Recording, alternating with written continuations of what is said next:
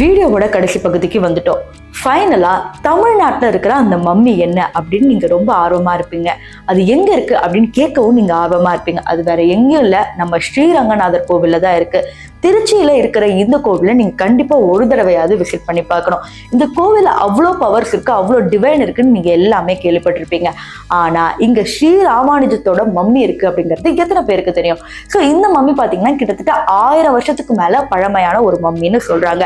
இவரும் அதே மாதிரி ஜீவ சமாதி தான் அடைஞ்சிருக்கிறாரு. இவரை எப்படி பாதுகாத்தாங்கன்னா குங்குமம், பச்சை கற்பூரம், சந்தனம் போன்றது எல்லாமே ரியலான விஷயங்களை வச்சு தடவி ஒரு பேஸ்ட் மாதிரி பண்ணி இவங்களை வச்சிருக்காங்க. இப்ப நீங்க இந்த சிலையை பாத்தீங்கன்னா லைட்டா ஆரஞ்சு கலர்லயும் ரெட் கலர்லயும் இருக்கும்.